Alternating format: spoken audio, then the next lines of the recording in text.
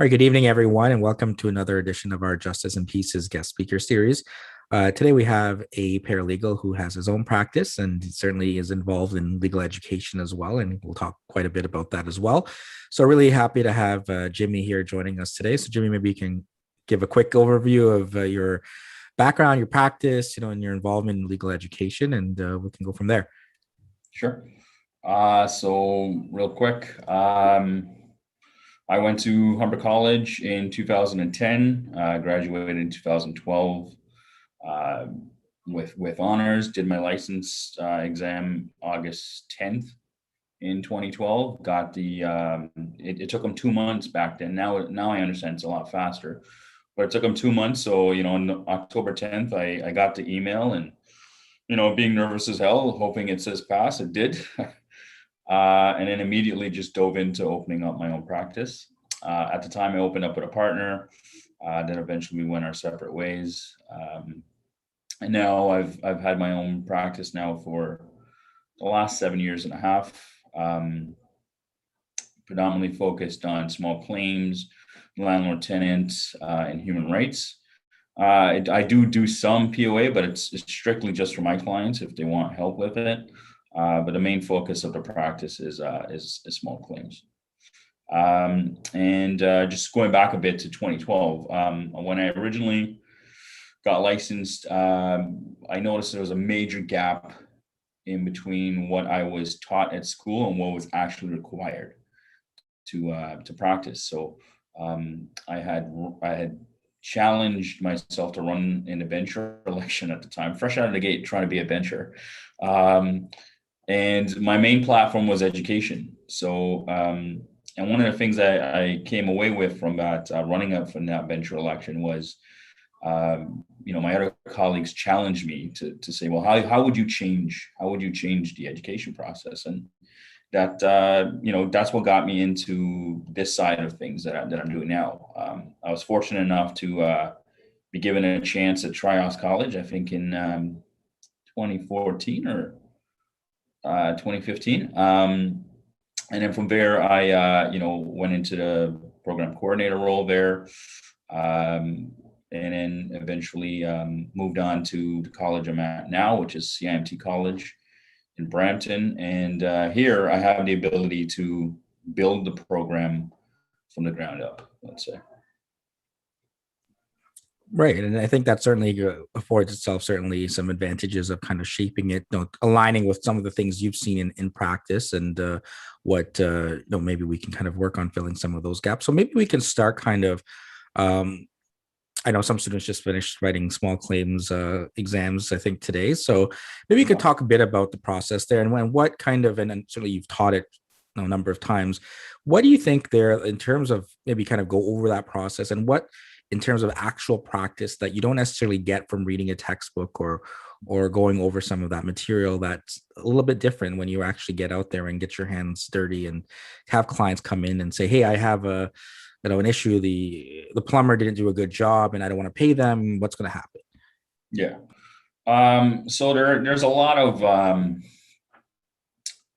of files at any small claims court that's dealing with plumbers or contractors, and a big thing you got to focus on there before you even start the lawsuit that homeowners don't realize they got to do is they got to contact that plumber and give them an opportunity to correct the mistake, and that's going to be the biggest hurdle you're going to have to get over when dealing with your client. They're gonna be like, well, no, I don't trust the guy anymore. I don't want him in my house. Well, in order for us to be successful with your lawsuit at small claims court, we have to show that we're trying to mitigate, right?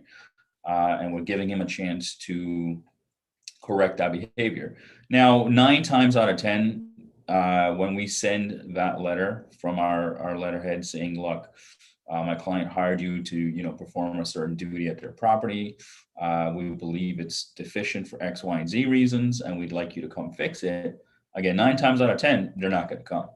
And that's the first step that you need to establish that, that gives you the permission to go contact a second contractor, get a quote from that second contractor, eventually pay that second contractor. to remove, correct, and ultimately fix the problem that the original guy did. And then now you have damages to go into court. And that was one of the first things I had a problem with when I first started out. Is uh, nobody told me about that step of you have to mitigate, right? Uh, and unfortunately, I learned that lesson from a judge chewing me out for about 20 minutes in open court. So that was one of the things I definitely brought to the education side for my students. Any of my previous students, JP knows they always reach out to us and say, you guys were really hard on us, but you know what? We thank you for it to this day, because it's really set us up to achieve more and do better with whichever law firm or their own practice, right? So one of my favorite stories is I was in Burlington court, and not a justice piece, the deputy judge said, well, why didn't you file a motion? Why didn't you file a motion for that? And I had this blank stare on my face, like, what is he talking about? What's emotion? I've heard the word throughout my 2 years at Humber College. I've heard the word motion maybe twice, and then I went back to my practice, and I said, yes, Your Honor, we'll definitely explore the option of filing a motion. Went back, looked at my textbook. It literally covered, I don't know, maybe 5 pages talking about a motion, but it didn't really dive into what you can do with that motion, and that's another key component that JP and I, when working together, wanted to explore with our students and make sure they understood what's required. So, and that all being said, one of the main things you really gotta work on once you become licensed is you gotta have thick skin. You're gonna encounter judges that they're there to ensure that justice is being applied appropriately, and sometimes they'll apply it onto you, where the expectation is a paralegal or lawyer is supposed to understand and know what's required within that courtroom. So you make a mistake, they have no problem educating you, with 20 or 40 people sitting in the body of the court, watching you make that mistake. So just try to elevate yourself from there. That's all you can do. Now let's keep it. Maybe we can obviously can go in different areas in terms of framing it, but the other thing, I mean, I do also have students right now who are almost finished the program, and they're in practice management, another area that I think you would traditionally be teaching. And again, there's sometimes I think perhaps you can look at it because you just started right into practice, and sometimes that's out of necessity, sometimes that's out of choice. And again, a lot of students kind of who don't know, who do it out of necessity, say, well, I'm not able to find anything that's kind of what I was looking for. What are some of the major things that you've learned? I mean, obviously in terms of knowing motions and the substantive law, but in just getting your business up and running right from the get-go, that you don't necessarily learn in a program of 1 year or 2 years, that there's just not enough time to kind of cover here's what it's going to be like, that moment when you kind of get it sort of smacked in the face there from the reality of, oh no, this is not what I had expected. What can you share from us from your 7+ years of practice? So one of the big things we don't tell you, I guess, me and JP, because we're instructors, is the level of, from all the placement students I've had over the years, the one thing they always, in the exit interview, they always told me was the amount of customer service that's required. And that's, even in your practice management course, I don't think we even touch on it at all. We just say you have to manage your client's expectations, but you really have to. There is a lot of phone calls and emails constantly, because clients want to have an answer. So yeah, there's a lot of customer service that's involved, and there's a lot of training that you yourself have to do. Fortunately for me, I came from a background that's heavy customer service. Before becoming a licensed paralegal, I was in car sales for I think three or 4 years. So, I understood the need to hustle and sort of be after the customer to get the sale. So I applied that same sort of principle to my practice. If you don't hustle, you're not going to get, right. For the ones that are looking to start up their own practice, good for you. There's the one thing you got to take away from this, if you do, is two things. Sorry, two things actually. There's no testing the waters. You're either in it or you're not. If you sort of do a little bit here, do a little bit there, you're going to be in conflict of the rules of being a paralegal, and before the law society, and acting in the best interest of your client. So you're either going all the way in, or you're not doing it at all. The other one is build a network that's going to support you. Not just your friends and family. You need to build a network with your colleagues in your classroom right now, and they're the ones that you can turn to from time to time and say, um, you know, this is what I'm experiencing. For me, when I started out in 2012, it was my network built with my colleagues from school that really helped, because there was six of us out of the out of the 75 of us. There were six of us that jumped into opening up our own practice right away. Um, and I don't want to sound bleak here, but within the first year, out of the six, only what was it? Only three of us survived, and I'll tell you why. For me, I started in a closet. My practice started in a closet, and I looked at all the free spaces I can advertise on, so Facebook, Kijiji, Craigslist. And the other ones did a similar effect, where they tried to go into as many businesses as they could in their local neighborhood, explain what they do and what they how they can help them. And then the other three went out to the banks and got money, got loans, without any real clientele to support a loan payment plan, right? So and another thing that they don't teach you in your business management course is how to charge, how to structure payments, and how to build your firm, essentially. And I did it slow. It took me a year and a half to get out of my closet. I then contacted a couple of lawyers, got into a law chambers with them, and from there, they mentored me into building my firm. Um, and then eventually I applied their same logic, and I realized there aren't a lot of offices out there that paralegals are in a huddle with, or network with each other. So I built one. Mind you, the biggest hurdle with doing that is, again, uh, paralegals just don't. I don't know if they don't realize the benefit of being in an office like that, because from the few people I interviewed or talked to, they're like, well, we'd be in direct competition with each other. That wouldn't work. But if you look at lawyers, why do they work so well? Because they do exactly that. They build an office where there's a multitude of lawyers that sort of work in different areas and bounce files off each other and ideas off each other. So once I had that network built, I had a support system, because there were months, they were not even months, there were quarters, full quarters in a year, where I really thought about packing it up and saying, this is not for me. I'm going back to car sales. Because I'll give you guys a number. In my first year, one whole year of working, I made a whopping $10,000. That barely covered like anything, but I stuck with it.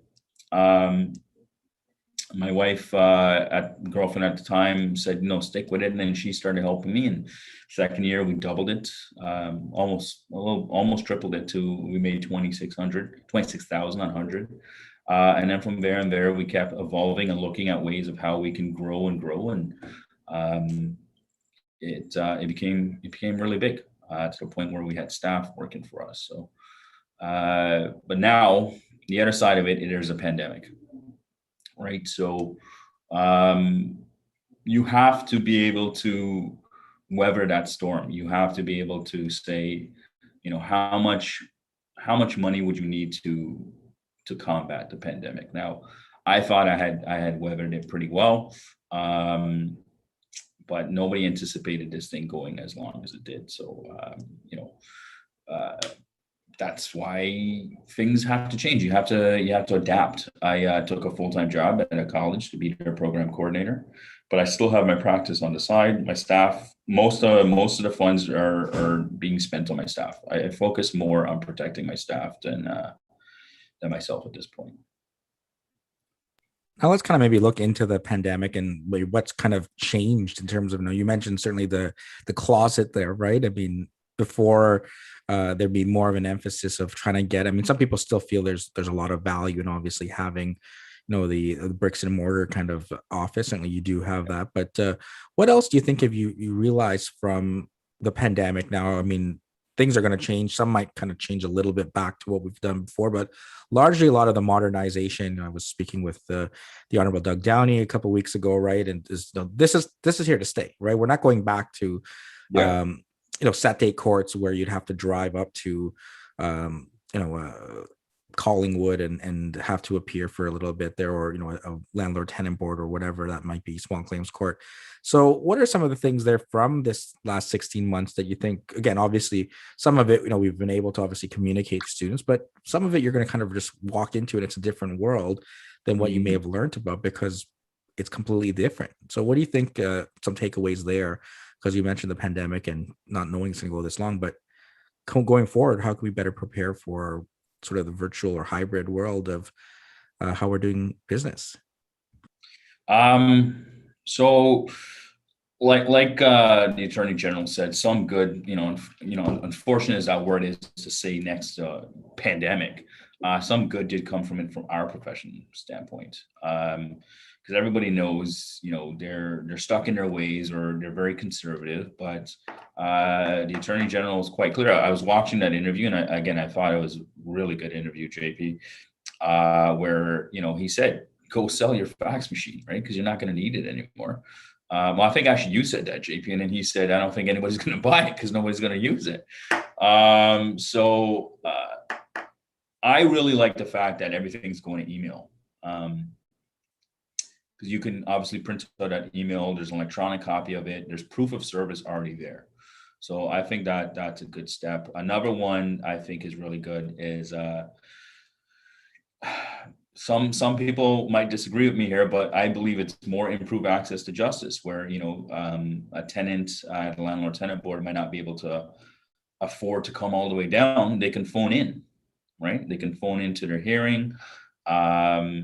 Or like JP had said in that interview too, your practice in Toronto, but your clients hired you for a matter all the way out in Barrie, without causing extra expense to that client. You can just hop on a Zoom meeting, or a telephone call with that court, and represent your client in the best manner. So there were some good to come out of it for sure, absolutely. And then if again the attorney general's office does follow through with what was said in that interview, where a lot of stuff is going to be moving to this online portal where you can file things.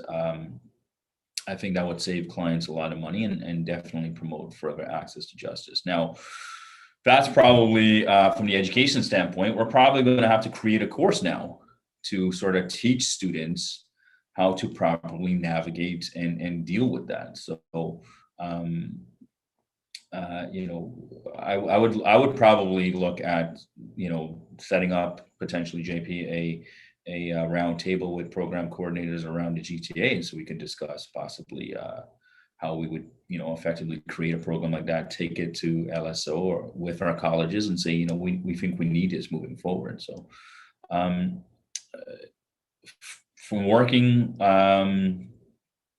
from working from school to now, I think there's a lot of changes that everybody's going to have to adjust to be honest.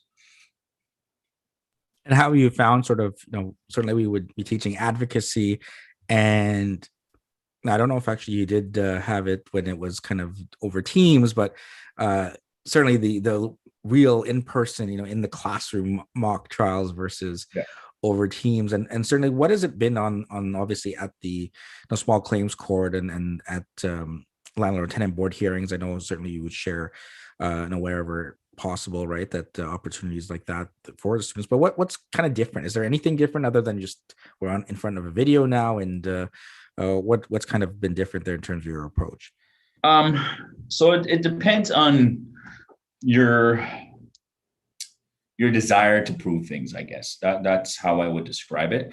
Um, I still, if we're gonna do like a small claims hearing, or what the court should do is determine the level of complexity with the matter. Let's say it's an unpaid invoice. By all means, do it on a Zoom hearing, right? Save the court some time. But if it's a complex matter, I definitely think it deserves to be heard in person. Um, for example, I had a hearing at landlord tenant board where there's 18 tenants. We're representing the landlords. And every time I asked a question to a particular tenant, I noticed their face would like turn away from the camera and they're like reading somewhere else. So I was trying to figure out, what's going on, who's helping them, right? So I noticed that the tenants had two counsels. One of the counsels would constantly be on his phone. So I laid a trap essentially. I asked a question that I know, or I anticipated the other side wouldn't like the answer to. So I asked a particular question, and then I noticed that again the tenant's face sort of went to the other screen, and I objected immediately. And I said, I believe they're being coached. And then I took it a step further and I called out my colleague and I said, I believe it's being coached by opposing counsel.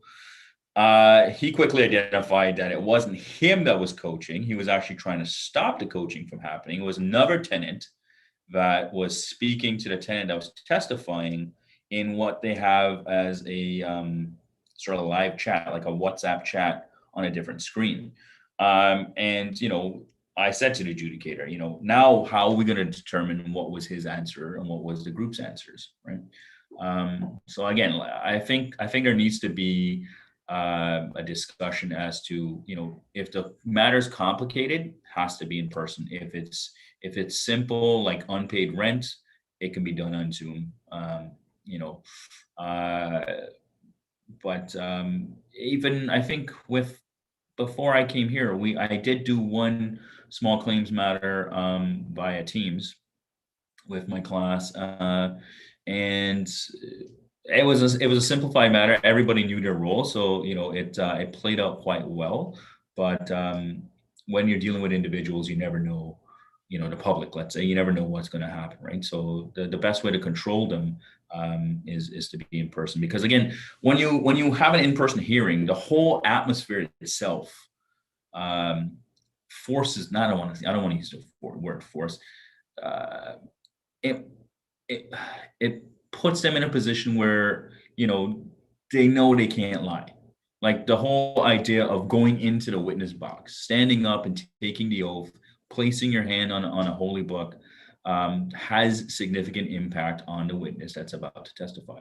Versus where they're like, they're just looking at a camera and the court clerk says, do you affirm to tell the truth? And some might take it serious and some might not. They'll be like, yeah, sure, I'll tell the truth. Okay.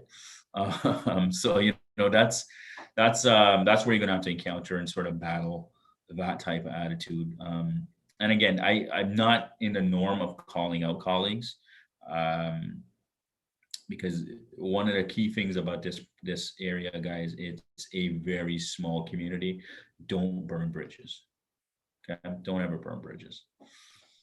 Now on whether it's burning bridges and before, I mean, the opposite there is no mentorship and development. And Yeah, one of the things that you had pointed out is certainly there's not as much big paralegal firms compared to law firms. And I know actually I have probably, I think you just saw the same article because I reached out yeah, to her, right. and We she's actually, coming. I think we share the same one. Yeah. Yeah, she's gonna come and speak on August the 10th, but Miss Henriquez there, but about paralegals as partners in bigger firms. And I mean, it kind of also goes with respect to just being able to connect and network. I mean, I think the hardest part of starting your own practice is also that there isn't that, no, you mentioned getting that mentorship from other lawyers. There is, you don't get to walk down the hallway there and discuss with other people at the firm.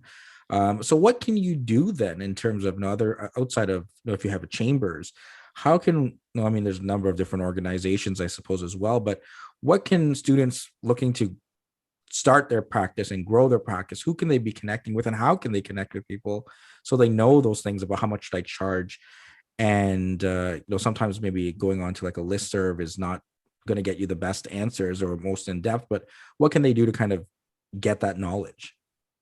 So one of the things I do with my placement students is they come in and I sort of assess which ones are there to actually learn and versus the ones that are just there to fill the 120 hours to satisfy the Law Society.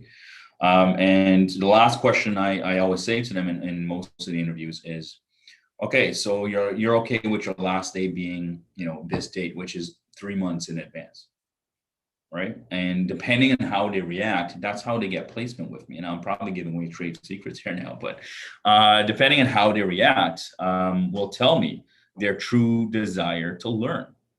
Because I'm going to be quite honest with you, doing 120 hours, 8 hours a day, 40 hours a week, you can get it done in 4 weeks. You're not going to learn nothing. You're going to learn diddly squat, to be quite honest with you. Let's say, for instance, you start at my firm, you might draft a plaintiff's claim or a defense. I'll stick it with a plaintiff's claim because it fits the example. You draft a plaintiff's claim, we wait the 20 days, the defense comes in, and then your placement's over. What have you learned? Nothing really. So I always encourage my students to sort of stick it out for 3 months. Most of them actually stay 6 months. I try to pay them if I can, in particular if they're working on certain files. And from that, they get to dive in deep into a file, and they get to experience the file to its fullest. And they then use that placement to, get a better job. And I always tell them, my guys, don't feel bad leaving my firm. I understand. I'm a small little guy. I'm that rock in the stream that you're going to step on to get across to the other side. By all means, use that. I always try to teach my students to press every advantage you have. Okay. And to this day, every student that has worked with me, I've never given a bad reference. I've always, try to get them the job at the place they're going at. And sometimes I would say, I don't think you would fit there. I know you applied. I really don't think you would fit there.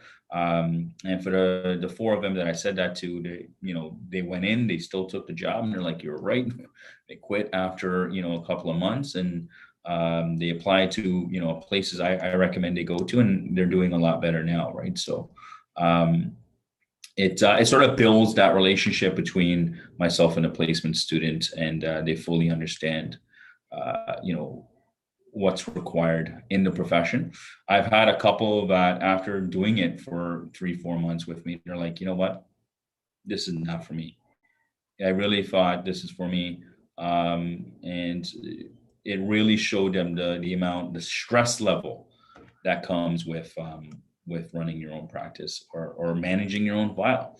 I had one student, I eventually hired her. She stayed on for about a year and a half. But after a year and a half, she's like, no, I'm done. I'm going back to what I was previously doing. But she thanked me. She's like, this really gave me an understanding of what's required, because she was thinking she'd work for a little bit and then go to law school.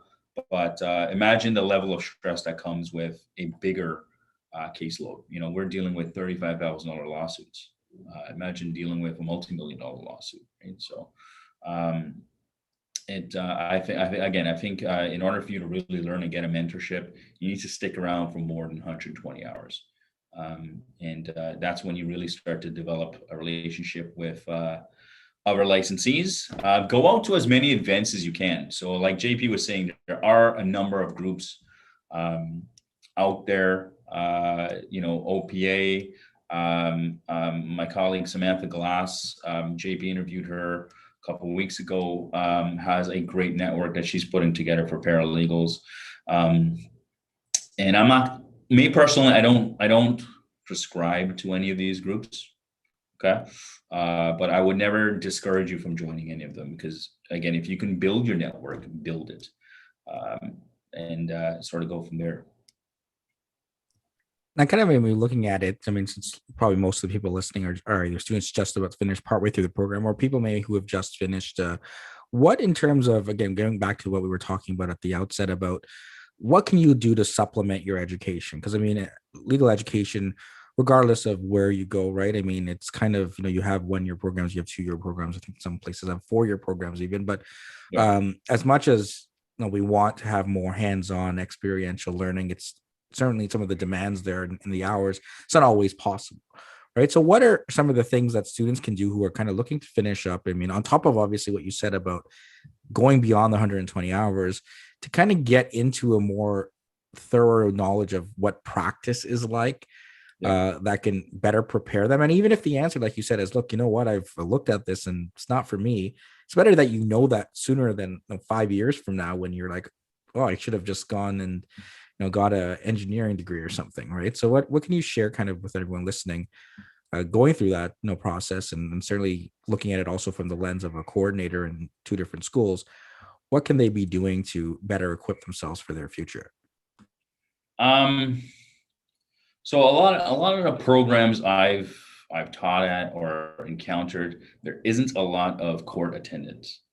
Um, the best way to, and JP and I always, we try to take you guys out to as many court attendances as we possibly could when quote unquote there were courts to go to.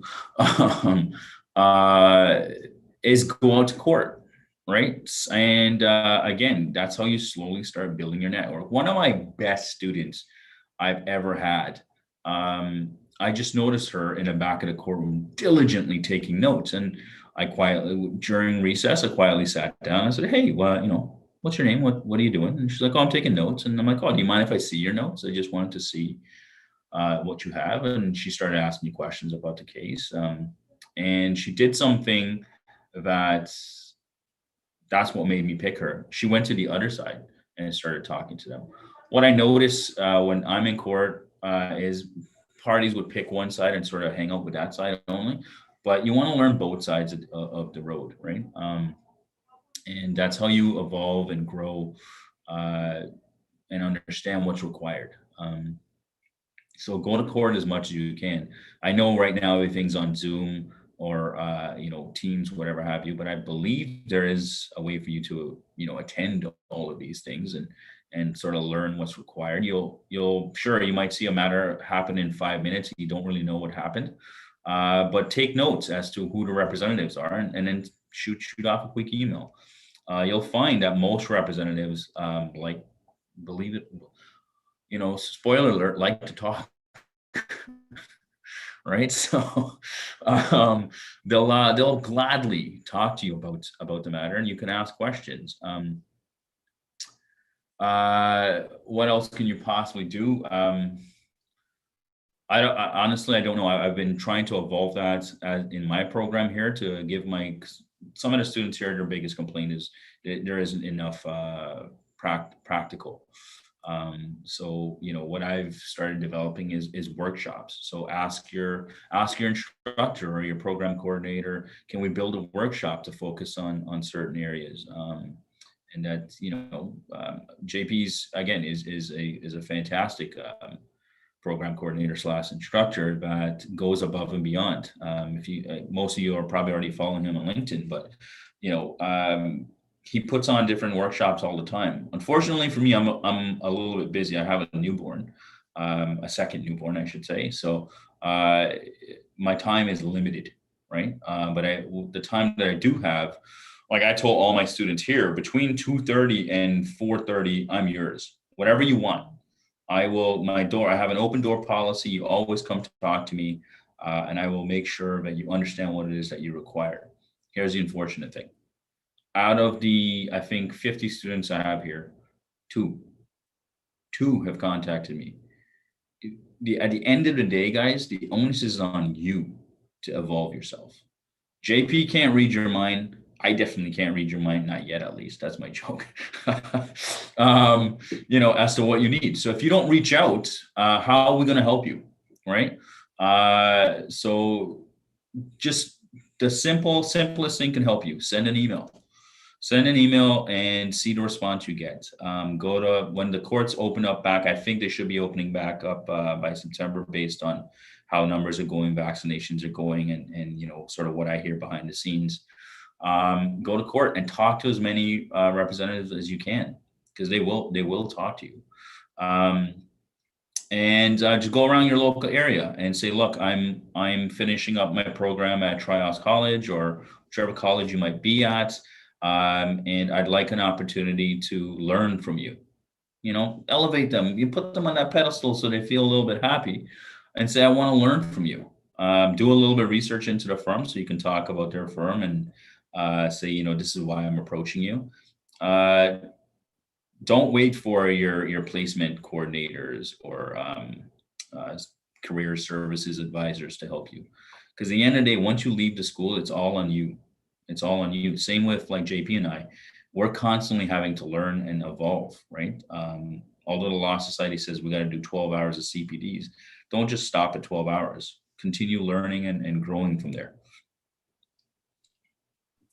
Perfect. And I think certainly, and it's not just even your coordinators and instructors. I mean, reach out to any paralegal or lawyer. I mean, I think part of the reason I've been doing this is that now you at least have, hey, I just heard Jimmy there.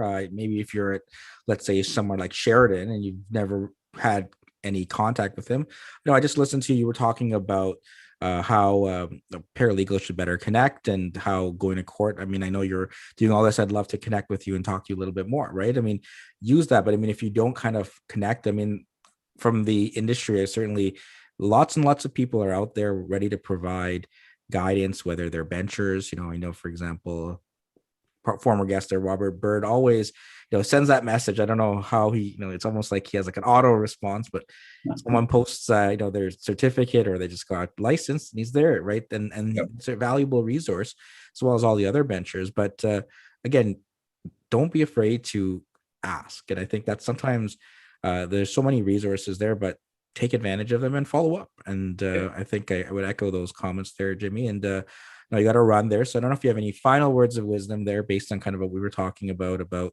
how students and even prospective students or recently licensed paralegals or lawyers or anyone really listening kind of interested in law, wanting to know more about it, anything more that you can share about how you can kind of take whatever education you have and again, supplement it with ways to thrive in the profession that hopefully you're going to be a part of sometime soon. Yeah. So quick. First thing, don't burn any bridges. Okay. Build a network. And I think we forgot to touch on this, but there was a paralegal that, again, JP is going to be interviewing in a week or so, or a couple of weeks, like you said, that became a partner at a significant firm downtown. So what does that tell you guys? That means your profession that you're about to dive into is constantly growing. Okay. And with more and more educated paralegals, I'm going to say that word, educated, because there are lacking. There are, some that are lacking in education, and you are a graduated paralegal from an accredited program where, you have learned from, individuals in the field like JP, myself, and other instructors who can give you that practical approach. You have the advantage. This profession is now yours. Okay. It's ours. It's no longer the old guard. It's up to us now to elevate it to a different level. And the way you do that is, again, send a simple email. And what's the worst that's going to happen from that email? One, they're going to ignore it. Two, they're going to say no. Or three, make sure I get that other finger up there. Or three, they they say yes, and you absolutely benefit from that. So there's nothing for you to lose, and there's everything for you to gain. Okay, and then you build that network, and guess what? From there, that network can grow into something that, again, you're bouncing ideas off each other, you're bouncing files off each other, and everybody's growing to the point where the target we want to hit is the public, where the public's opinion shifts on paralegals. Because even to this day, even after 9 years of practice, people see paralegals in the street, they're going to think one of two things. Oh, so you're just a secretary? No, no, I'm not. I'm not JP secretary. I can represent you at a lower cost. Or POA. Oh, you're going to help me with my traffic ticket. No, our profession's evolved a little bit more than just traffic tickets, right? Now it's starting to shift to, if you have a landlord tenant matter, get a paralegal. Most of the lawyers I've encountered are like, we don't know how you guys do this. It's quote unquote the Wild West here. You never know what you're going to get, but you guys seem to be able to navigate it, and that's because we dominate that field, right? So we dominate POA, we dominate landlord tenants. We're starting to dominate small claims. So word of wisdom I'd leave you guys with is always reach out. Never say, I don't think I'm good enough to contact this person. Always reach out and grow your network. You're the only place you can go from here is up. That's the way you got to look at it, guys. Perfect. So thanks so much, Jimmy, for taking the time and joining us here, and wish you all the best in your new role, as well as certainly with your practice as well. And thanks for stopping by, and everyone have a great weekend, and hopefully see you back next week. Yeah. All right, guys, have a good one. Thanks so much.